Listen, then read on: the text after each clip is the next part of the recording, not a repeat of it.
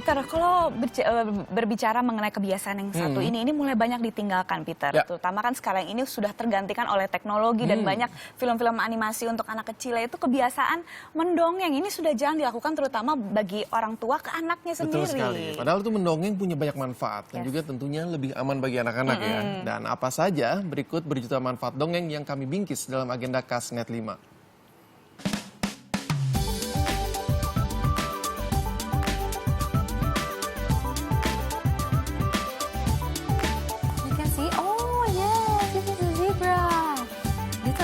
Was amazed.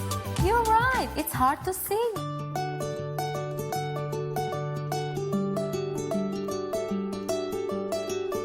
Dalam era modern, aneka informasi baik yang positif maupun negatif bisa dengan mudah masuk ke dalam kehidupan sehari-hari.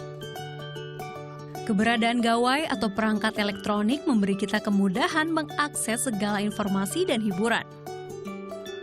Namun di samping berbagai kemudahannya, gawai juga bisa terkontaminasi dengan sajian-sajian yang tak tepat tuju. Tak hanya orang dewasa, anak-anak juga bisa terpapar aneka informasi yang tak layak. Untuk mengatasinya, ada berbagai cara untuk menyaring aneka informasi yang diterima anak-anak. Membekali anak dengan bekal moral dan wawasan yang cukup dan sesuai dengan usianya bisa menjadi cara menangkal informasi negatif. Salah satunya dengan cara mendongeng. So I can hide, replied zebra. I don't understand.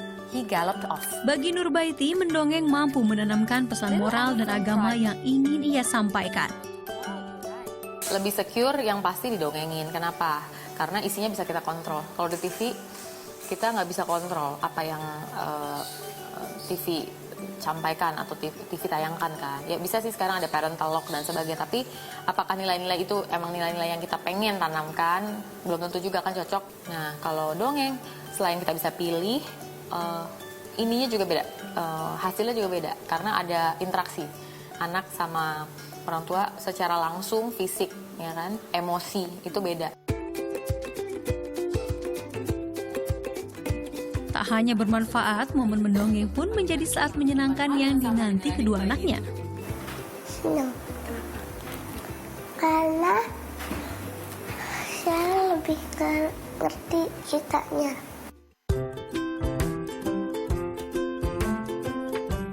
Selain memperkuat hubungan emosi, mendongeng adalah cara pertama orang tua untuk memperkenalkan bahasa.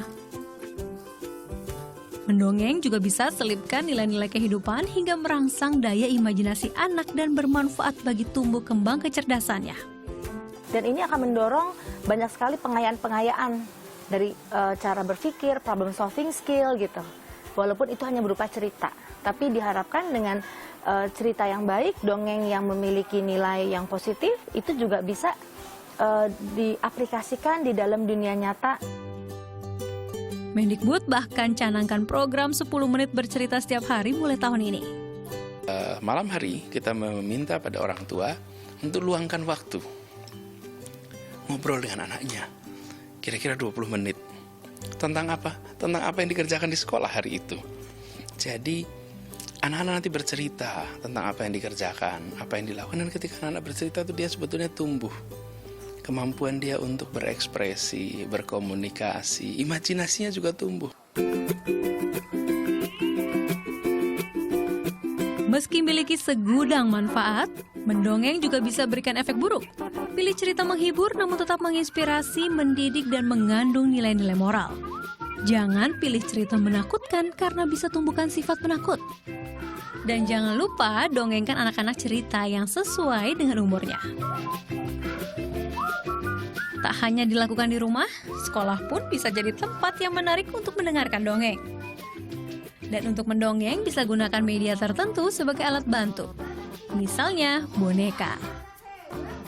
Mendongeng punya banyak sekali manfaat. Salah satunya adalah merangsang minat baca anak. Nah, kita ketahui bahwa membaca adalah salah satu kunci kesuksesan. Jadi bagaimana kalau kita mulai mendongeng dan mulai mendengarkan dongeng dari sekarang? Anissa Tikasari, Muhammad Derajat melaporkan untuk NET.